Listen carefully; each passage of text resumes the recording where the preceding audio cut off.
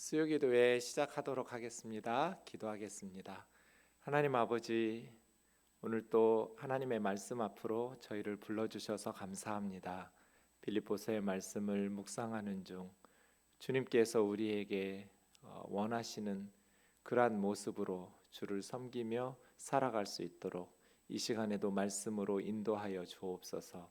예수님의 이름으로 기도하옵나이다. 아멘. 여러분, 빌립보서 말씀 오늘은 2장 5절에서 11절까지입니다. 우리 좀 같이 읽겠습니다. 한 절씩 교독하겠습니다. 너희 안에 이 마음을 품으라. 곧 그리스도 예수의 마음이니 그는 근본 하나님의 본체시나 하나님과 동등됨을 취할 것으로 여기지 아니하시고 오히려 자기를 비워 종의 형체를 가지사 사람들과 같이 되셨고 사람의 모양으로 나타나사 자기를 낮추시고 죽기까지 복종하셨으니 곧 십자가에 죽으심이라. 이러므로 하나님이 그를 지극히 높여 모든 이름 위에 뛰어난 이름을 주사 하늘에 있는 자들과 땅에 있는 자들과 땅 아래에 있는 자들로 모든 무릎을 예수의 이름에 꿇게 하시고 모든 입으로 예수 그리스도를 주라 시인하여 하나님 아버지께 영광을 돌리게 하셨느니라. 아멘. 오늘 또 말씀을 해석하고 적용하는 시간으로 우리가 먼저 여러분 개인적인 시간을 가졌으면 좋겠습니다. 성경이 쓰여진 그때 그곳에서 해석한 후에 지금 우리의 삶에 적용하는 것이죠. 때로는 문자적으로 바로 적용해야 될 것들도 있고요.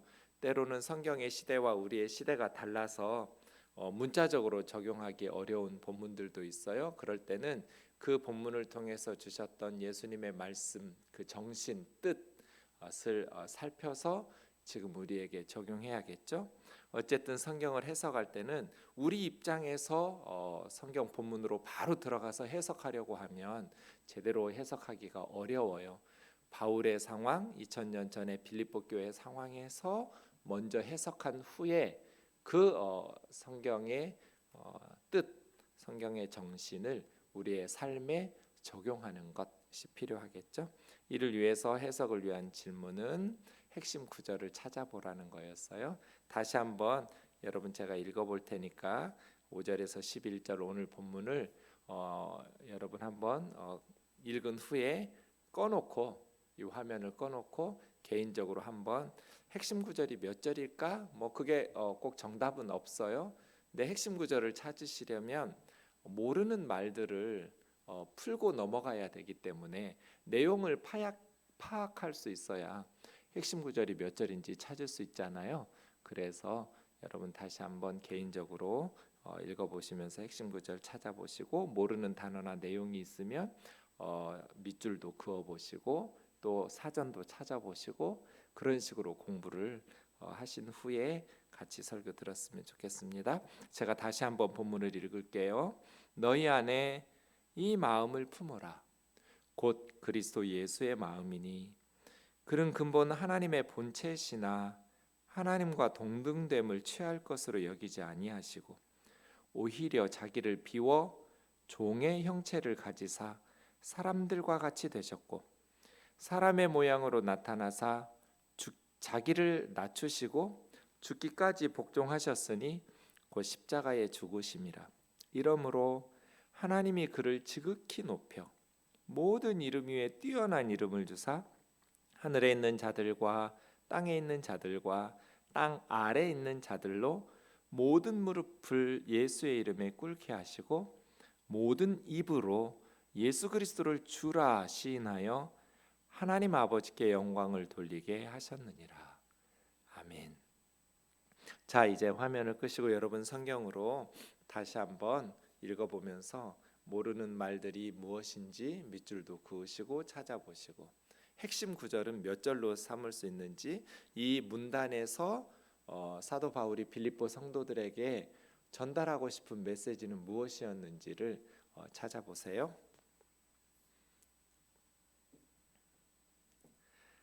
자, 이제 다시 본문으로 돌아와서 너희 안에 이 마음을 품으라. 이 본문 참 그리스도인들에게는 익숙한 본문이죠. 우리 안에 그리스도 예수의 마음을 품으라. 바울이 이 이야기를 하게 된 문맥이 있죠. 우리가 지난 시간에 살펴본 것처럼 2장 1절에서 4절, 1절은 네 가지 호소의 근거였어요. 너희 안에 그리스도 안에 있는 권면이 있다면, 사랑의 위로가 있다면, 성령의 교제가 있다면, 긍휼과 자비가 있다면 내 말을 소홀히 여기지 마라, 흘려듣지 마라, 이런 거겠죠? 있었죠. 빌립보 교회 안에 네 가지 다 있었어요. 너희 안에 이러한 것들이 있다면, 요구하는 게 네 가지였어요. 마음을 같이하여, 같은 사랑을 가지고 뜻을 합하여 한 마음. 1번과 4번은 마음이었고 사랑과 뜻. 사실은 네 가지가 다 똑같은 얘기죠. 왜 이런 이야기를 하게 됐냐면 분열이 있었잖아요. 빌립보 교회는 참 좋은 교회였어요. 처음부터 선교에 동참하는, 그래서 바울의 선교팀에게 참 기쁨이 되고 위로가 되는 참 좋은 교회였어요. 이 빌립보서도 에바브로디도라는 빌립보 성도를 통해서 빌립보 교회가 선교 후원금을 로마 감옥에 있는 바울의 선교팀에게 전달했고, 이제 선교 헌금 잘 받았다고 고마워서 편지 쓰는 빌립보서거든요. 그래서 다시 에바브로디도가 이 빌립보서를 가지고 교회에 와서 성도들에게 읽혀주는, 빌립보 교회 참 칭찬받을 게 많은, 늘 바울이 빌립보 교회를 생각할 때마다 하나님 앞에 항상 감사하면서 기도하게 되는, 근심하면서 기도하는 것이 아니라 감사하면서 기도하게 되는 참 좋은 교회였는데 분열이 있었어요. 그래서 같은 마음, 같은 사랑, 한 뜻, 한 마음으로, 그런데 3절에 보니까 이 분열을 이루는 두 가지 원인이 있었는데 다툼과 허영이었다고 말했죠. 다툼과 허영으로 하지 마라. 교회 일을 하는데도 다툼, 이것은 좀 이기적인 마음이에요. 그래서 라이벌 의식을 가지고 내가 돋보이려고 하는, 내가 더 주인공이 되려고 하는, 내가 인정받고 칭찬받으려고 하는 어떤 이기적인 마음이죠. 상대방과 다른 사람을 섬기고 배려하고 높여주고 이런 겸손한 마음이 아니라 좀 교만하고 이기적인, 성숙하지 못한 거죠. 다툼, 라이벌 의식이. 허영, 이거는 착각인 거죠. 그야말로 속은 텅 비어버렸는데 겉으로만 화려한 것이 허영이에요.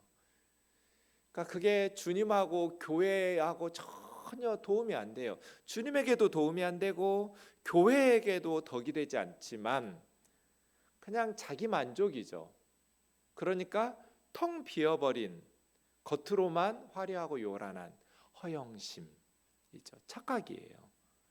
대단히 주님을 위해서, 교회를 위해서 유익할 것이라고 생각했지만 사실은 다툼과 허영, 이로 인해서 갈등이 생겼어요. 교회 갈등 생기죠. 네. 그런 말 있잖아요. 천사 같은 우리 엄마도 가끔 나에게 상처 준다고. 세상에서 가장 우리를 사랑하는 분 어머니죠. 어머니는 자식들에게 상처 주는 말 안 해요? 하죠. 그런데 엄마니까, 나를 사랑한다라는 걸 신뢰하니까 그 상처를 꽁하고 품고 막 그걸 마음에서 키워가면 부모 자식 간에 좋은 관계가 형성되지 않겠죠. 우리도 마찬가지죠. 우리가 항상 다른 사람에게, 우리가 사랑하는 가족에게, 자녀에게, 교우들에게 상처 안 주고 항상 착하고 좋은 그런 모습으로만 실수 없이 살지는 않잖아요. 천사 같은 우리 엄마도 나에게 상처 주는데 하물며 교우들이 서로 실수하고 때로는 상처를 주기도 하죠. 어떻게 해야 되는 거? 네. 그렇다고 그래서 막 조용히 일사불란하게 하려면 독재하면 돼요. 저 북한처럼 공산 독재해버리면 조용하죠, 겉으로는. 그러나 그건 진정한 하나님께서 원하시는 교회의 모습은 아니잖아요. 담임 목사가 막 독재자가 돼가지고 아니면 당회가 막 독재 당 일당 독재를 해가면서 성도들의 의견은 들으려고도 하지 않고 일사불란하게 순종 강조하면서 하나님의 권위로 성도들을 딴소리 못하도록, 그건 하나님께서 원하시는 교회의 모습은 아니잖아요. 독창은 아무리 잘해도 화음이 없잖아요. 제가 오케스트라 이야기했는데 악기들이 제각각 소리를 내지만 자기 소리만 내려고 할 때, 이기적으로 자기만 돋보이려고 할 때 듣기 싫은 소음이 되죠. 하지만 지휘자에 따라서 아름답게 각자의 소리를 다르게 내는데 너무나 아름다운, 독주나 독창에서는 찾아볼 수 없는 또 다른 감동이 우리에게 있잖아요. 합창이나 오케스트라에서 주는. 교회는 그런 곳이잖아요. 성도들의 의견들을 다 경청하고 소중히 여기면서, 그런 과정 속에서 왜 실수가 없고 왜 상처가 없겠어요? 어찌 보면 정상적인 모습이죠. 바람직하지는 않지만 그럴 수 있죠. 바울이 그래서 빌립보 교회의 이 분열에 대해서 말할 때 굉장히 가슴 아파하죠. 오직 겸손한 마음으로 각각 자기보다 남을 낮게 여기고 자기 일을 돌볼 뿐더러 다른 사람의 일을 돌보아 나의 기쁨을 충만하게 좀 해다오. 내 기쁨이 너희 기쁜데 아직 충만하게 흘러넘치지는 못했어. 기쁨의 잔이 비어 있어. 채워지다 말았어. 이것이 좀 흘러넘쳤으면 좋겠어. 너희가 하나 되기만 한다면, 한 마음으로 같은 사랑 같은 뜻, 같은 마음으로 주님을 섬긴다면, 다툼 허영 없이 겸손하게 하나 되어서 주님 섬긴다면, 이렇게 말하지만 4장 2절 3절에 유오디아와 순두계라는 두 여성 지도자라고 그랬어요. 주 안에서 같은 마음 품어라. 교회는 저 여인들이 화해하도록 도와라 하면서 그 유오디아와 순두계의 이름이 생명책에 있다. 이 4장 2절 3절 보시면 굉장히 유오디아와 순두계, 이 사람들 때문에 교회가 발칵 뒤집어져서 지금 싸우고 있는 거잖아요. 그런데 바울이 어떻게 너희가 그럴 수 있어? 어떻게 너희가 그렇게 싸울 수 있어? 정신 못 차리고 이렇게 막 정죄하지를 않아요. 참으로 나와 멍에를 같이 한 내게 구하노니 복음에 나와 함께 힘쓰던 저 여인들, 그러니까 유오데아와 순두계가 복음의 바울과 함께 이 빌립보 지역의 복음 전파를 위해서, 교회를 위해서 나와 함께 힘썼던 여인을 굉장히 조심하면서 높이고 있잖아요. 성도들이 함부로 두 여인을 정죄하고 비난하는 데서 끝나지 않도록 그들의 이름이, 유오디아와 순두계의 이름이 생명책에 기록되어 있다, 천국의 생명책에 기록되어 있다고 말하면서 복음으로 하면 나와 함께 힘썼던 여인들이다, 도와줘라, 이런 식으로 말하는 모습을 보면 어찌 보면 어떻게 교회에서 너희가 싸울 수 있어? 그러지 않죠. 어찌 보면 당연한 거죠. 생각이 다르고 삶의 이런 신앙의 가치관이나 이런 것들이 다른데, 하지만 바람직한 모습은 아니기 때문에 바로잡긴 해야죠. 그러면서도 바울이 이렇게 말하는 내용들을 보면 굉장히 절제되어 있으면서 안타까워하는 마음이죠. 네. 교회 그럴 수 있다고 보는 거죠. 생각이 다 달라요. 내 속에서 나온 내 새끼도 나하고 말이 잘 통하던가요? 말 안 통할 때 많잖아요. 어쩌면 이런 식으로 이해되지 않을 때도 많잖아요. 하물며 교회는 어떠겠어요? 처음에 우리 뜨인돌교회 개척할 때는 진짜 한 가족들이었어요. 숫자 몇 명 안 되니까 캠프 모임 하면 고구마 같은 거 삶아 놓고 막 11시 12시까지 금요일 밤에 아이들 들쳐업고 한 집집마다 이제 돌아다니면서 모임을 하는데, 그렇게 매주 지내고 거의 매일 새벽에, 수요일에, 금요일에, 주일에 그렇게 모였으니 몇 명 되지도 않는 그 성도들이 진짜 친한 가족이 되죠. 세상 어디서도 찾아볼 수 없는 교회가 너무나 행복한. 그런데 점점 성도님들이 새로 교회에 찾아왔어요. 그리고 등록하고 새 가족들이 생겼어요.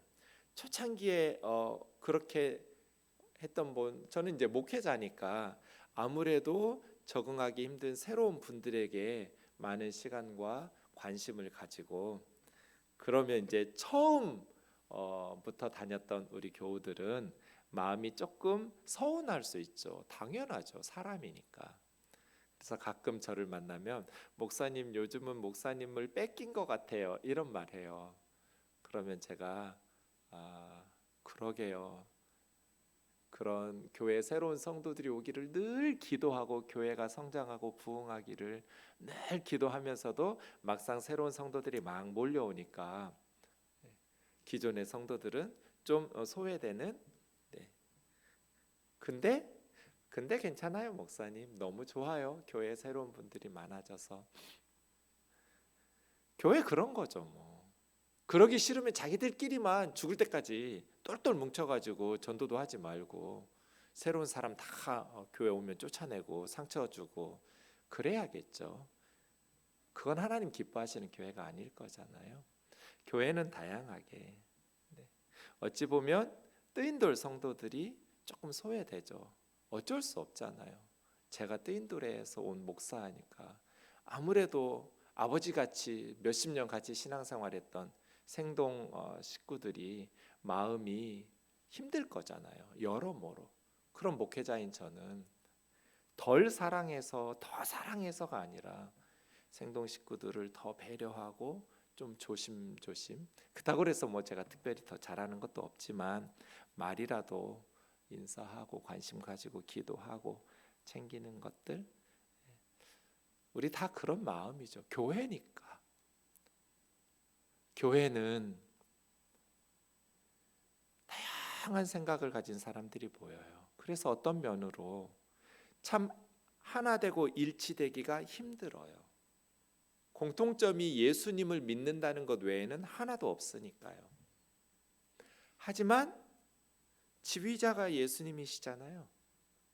우리 악기가 다 제각각이고 자기 생각 가지고 그거 다 죽여놓고 막 독재하고, 제가 그렇게 목회하면 주님 앞에 가서 혼날 거예요. 저는 그렇게 목회하고 싶지 않아요. 각각의 생각을 다 각각의 목소리를, 그런데 예수님이 지휘하시는 우면동 교회는 너무나 아름다운 하모니로 좌파도 있고 우파도 있고 젊은이들도 있고 노인들도 있고 어린아이들도 있고 다양한 사람들이 모여서 각각 하나님을 섬기는데 너무나 아름다운 목소리로.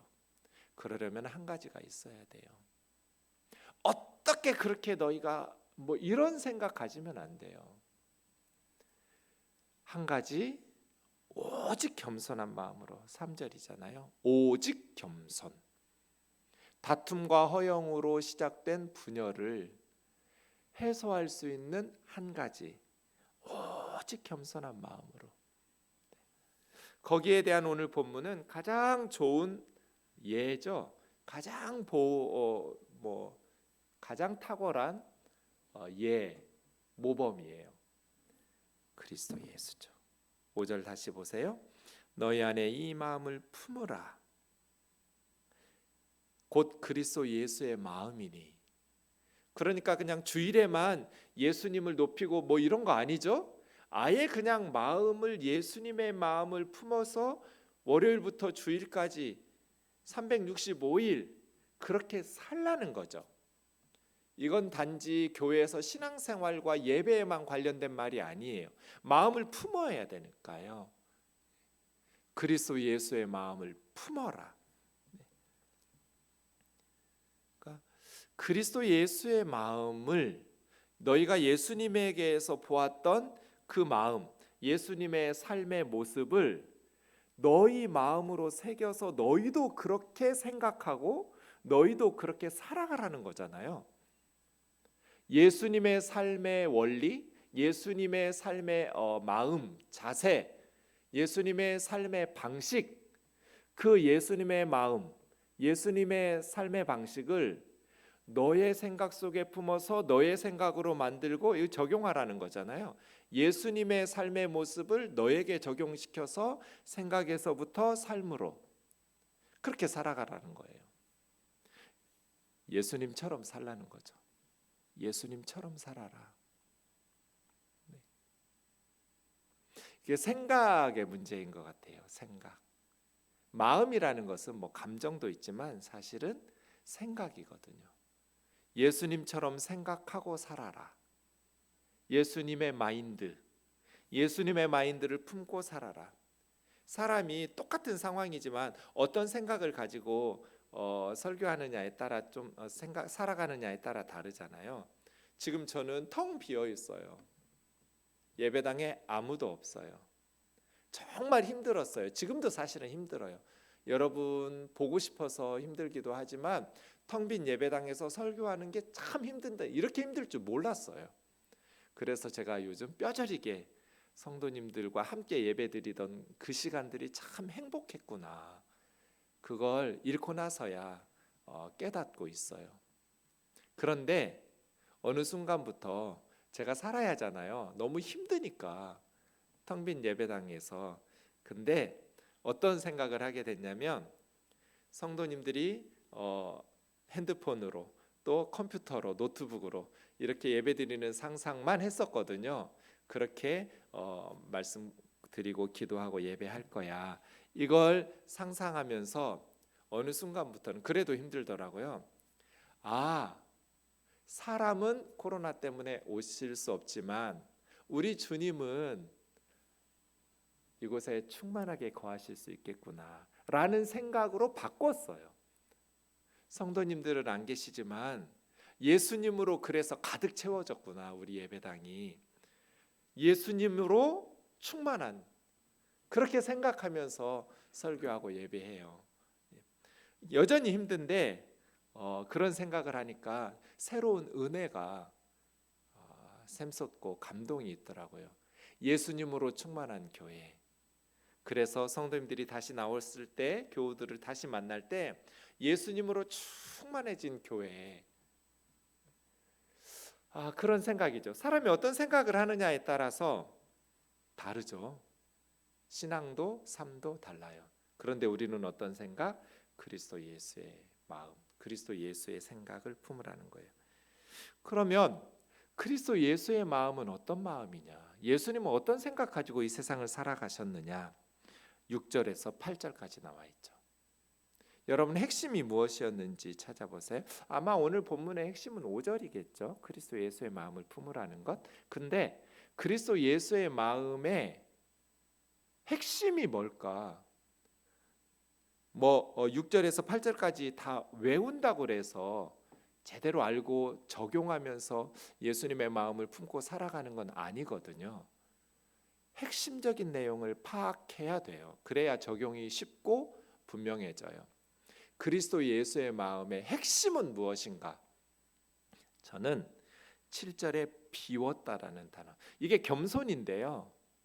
예수님의 겸손은, 예수님은 근본 하나님의 본체, 예수님의 존재는 어떤 존재인가? 하나님과 동등된 분이죠. 하나님의 본체세요. 하나님이시니까요. 하나님보다 조금 열등한 신적 존재가 아니에요. 예수님은 하나님이세요. 본성적으로 보면 하나님의 본체죠. 하나님과 동등하신 하나님이에요. 그런데 성부 하나님과 비교하면서 사역하러 성육신하실 때 하나님과 동등된 모습으로 세상에서 사역하시겠다고 하나님과의 관계에서 예수님은 그렇게 가지고 내려오지 않으셨어요. 하나님과 동등됨을 취할 것으로 여기지 않으시고 죽기까지 복종하시는, 본성적으로는 하나님과 동등하세요. 하나님이세요. 하나님의 본체세요. 그런데 성육신하여 사역하러 내려오실 때 하나님 보좌 우편에 앉아 계신 분으로 오시지 않고 하나님과 동등됨으로 취할 것으로 여기지 않으시고 성부 하나님 앞에 자신을 죽기까지 복종하는 낮추심으로, 그래서 본성적으로는 동등, 성부 하나님과의 관계성 속에서는 열등한 모습으로 복종하는, 자기를 낮추시는 그런 모습으로 성육신 하셨다는 것인데, 종의 형체를 가져서 사람들의 모양과 사람의 모양으로 나타나서 자기를 낮추시고 죽기까지 복종하셨으니 곧 십자가. 이게 그리스도 예수의 마음인데, 그리스도 예수의 마음은 자기를 비운 것. 이 비웠다라는 단어가 케노시스예요. 케노시스. 비우는 거예요. 내려놓음이죠. 이게 그리스도 예수의 마음의 핵심이에요. 그러니까 예수님께서 사람이 되어 세상에 온 인류를 구원하시려고 내려오실 때 자기 마음을 다 비우고 오신 거예요. 사람들이 이 정도는 존중해 주겠지. 그런데 사람들이 엄청 예수님 무시하셨잖아요. 그때 예수님이 상처받았을 거예요. 요 정도는 해줄 줄 알았는데 요 정도도 안 해줘? 라는 비우지 못한 마음이 있으셨다면 예수님은 세상에서 사역하시면서 상처를 받으셨겠지만 예수님 상처가 없어요. 복음서를 보면 예수님 진짜 멘탈 갑이에요. 상처받지를 않아요. 그 마음을 너희 마음에 품으라는 거예요. 그리스도 예수의 마음의 핵심은, 겸손의 모습으로 예수님께서 보여주신 모범은 자기를 비우는 거예요. 무능하라는 거 아니에요. 예수님이 무능하신 분 아니죠. 굉장히 부유하신 분이에요. 굉장히 말로 표현할 수 없이 높고 존귀하신 분이에요. 그런데 그렇게 인정받고 대접받고 사람들에게 높임 받으려는 마음이 없었어요. 예수님은 다 비워내셨어요. 서기관들, 우리가 새벽 예배 때 요즘 마가복음 보았지만 서기관들은 사람들에게 인정받으려고 높임 받으려고 막 시장에 가면 인사받고 문안받고 막 예복을 길게 스톨레 입고 다니고 그런 식의 말씀도 오늘 새벽에 우리가 묵상했잖아요. 서기관들처럼 막 높은 자리에 앉으려고 하고, 예수님은 그런 마음이 없었어요. 가장 높고 존귀하신 분인데도 마음을 다 비우셨어요. 그래서 상처받지를 않아요. 교회 사역하면서 상처받았다라는 것은 마음을 비우지 못했기 때문이잖아요. 케노시스가 안 됐기 때문이에요. 제가 언젠가 얘기한 기억난, 제가 전에 섬기던 교회에 진짜 착하고 순수한 좋은 안수 집사님 계셔요. 진짜 순수하고 열심히 교회 봉사하고, 근데 장로님이 안 되셨어요. 투표에서. 그래가지고 상처를 받으셨어요. 내가 그렇게 교회를, 진짜 순수하신 분 맞아요. 저는 장로 이렇게 됐으면 좋겠다 하고 찍어드리고 싶은, 저런 분이 장로님 하시면 참 잘할 것 같다 이런 생각이 들었는데 교우들의 생각은 그러지 않으셨나 봐요. 안 되셨어요. 그래가지고 상처받고 교회 안 나오고, 그러다가 아유 내가 어느 교회 가겠어, 또 우리 교회 가야지 하고 나와서 또 열심히 하시고 또 떨어지시고, 그럼 또 상처받고. 그럴 수 있죠. 근데 아예 그런 마음을 비우는 거예요. 마음이 비워지지 않았기 때문에 상처를 받는 거거든요. 예수님이 상처받지 않고 잘했다는 거 아니죠. 예수님을 막 비난하고 욕하고 그렇게 무시하고 그런 것이 옳다는 거 아니에요. 잘못된 거예요. 하나님이 심판하실 거예요. 하지만 그런 것에 얽매여서 그런 거 다 신경 쓰면서 예수님이 어떻게 사역을 하셔요? 그런 것들은 강아지가 짖는 거 다 신경 쓰면서 어떻게 기차가 달려요? 개는 짖어도 기차는 달리는 거죠. 그런 건 하나님께 맡겨놓고, 사람이니까 기분 나쁠 수 있죠. 예수님도 100% 하나님 100% 사람이시니까. 하지만 그냥 그럴 수 있지 하고 다 내려놓고 묵묵히 주신 사명 감당하신 예수님처럼 너희도 그렇게 교회 나올 때는 마음을 비우고 케노시스 하고 나오라는 거잖아요. 이게 겸손이죠. 제가 우면동 교회에서 이 정도는 대접해 주겠지라는 기대를 가지고 가면 그 기대에 미치지 못할 때 상처받을 거잖아요. 문제는 뭐예요? 케노시스죠. 나는 그냥 주님 앞에서 맡겨주신 사명 감당한다. 그리고 겸손하게 섬긴다라고 생각하면 되잖아요. 그죠? 다른 교회 가서 설교할 때 이 정도는 나를 대접해 주겠지라는 비우지 못한 마음이 있으면 제가 상처받겠죠. 그거보다 못할 때 나 무시해? 뭐 이런 식으로. 그런데 아예 그런 마음이 없어 그냥. 그러면 상대방의 비열함 때문에, 상대방의 무례함 때문에 내가 인생을 망칠 필요는 없잖아요. 그럼 그냥 하나님께 토스하고 나는 내 길 가는 거죠. 어떻게? 비우는 거죠. 케노시스. 이게 그리스도 예수의 마음이에요.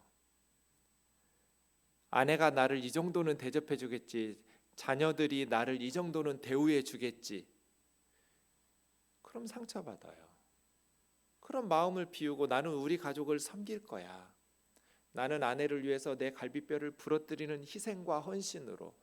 인정 안 해줘도 돼. 너 행복하면 되지 뭐. 서로 그런 마음으로 살아가는 가족이라면 너무나 행복하겠죠. 그런데 뭔가 기대하는 마음이 있고 아무리 마음을 비운다고 해도 그런 마음들을 가지고 있으면 상처를 주겠죠. 케노시스. 예수님은 세상에 내려오실 때 작정하고 비우셨어요. 마음을 다 비워놓고 내려오셨어요. 그래서 섬기셨어요. 어떻게 너 따위가 나를, 이런 분이 없어요. 죄인들도 세리들도 창기들도 뭐 어떤 사람도 예수님은 다 품어줘요. 바리새인들도 서기관들도 다 그 집에 가서 식사하시고 다 만나세요. 그러면서 선한 마음으로 그들에게 유익할 수 있도록 가르치시고 사랑으로 교제하세요. 참 멋지게 사셨어요. 그 마음 비워라. 쉽지 않죠. 이게 우리의 기도 제목이죠. 성령님께서 주셔야 돼. 그러면 우리 고린도후서 8장 9절 같이 읽겠습니다. 시작. 우리 주 예수 그리스도의 은혜를 너희가 알거니와 부요하신 이로써 너희를 위하여 가난하게 되심은 그의 가난함으로 말미암아 너희를 부요하게 하려 하심이라. 이게 빌립보서 2장 오늘 본문 내용이죠. 우리 주 예수 그리스도의 은혜를 너희가 알거니와 부요하신 하나님과 동등됨. 하나님의 본체셔요. 그런데 우리 때문에 가난하게 되셨어요. 하나님과 동등됨을 취할 것으로 여기지 않으시고 자기를 비우시고 자기를 낮추셔서 사람의 모양으로 오시고 종의 형상을 가지시고 죽기까지 복종하시고 십자가에 죽으시는 우리를 위해서 그의 가난하심으로 말미암아 너희를 부요하게 하려 하심이라. 예수님이 가난해지심으로 우리를 부요하게 하시려. 그러면 교회는 한 마음 한 뜻 한 사랑이 되겠죠. 이런 성도들로 우리가 성숙해질 때 내가 이 정도는 대접받아야지 하는 비우지 못한 마음으로 교회를 오면 목사님한테 상처받고 다른 성도들에게 상처받고 신앙생활 참 잘하지 못 힘들어요. 그런데 마음을 다 비워놓고 교회 와서 서로 높여주고 자기 일을 돌볼 뿐더러 다른 사람들의 일을 돌아보면서 격려하고 서로 세우고 나하고 생각이 다 똑같아서가 아니라 생각이 다르고 가치관이 다르지만 서로 존중하고 배려하고 앞으로 시간이 필요하잖아요. 성숙해지는 데는 뭐 처음부터 성령의 열매가 탐스럽게 맛있게 익어가나요? 처음에는 떫고 시고 그런데 시간이 흐를수록 성령의 열매가 더 성숙하게 익어가는 시간이 필요하잖아요. 성도님들이 성숙하지 못한 건 그 성도님들 잘못 아니고 목사인 제 잘못이에요. 목사가 설교를 못하니까.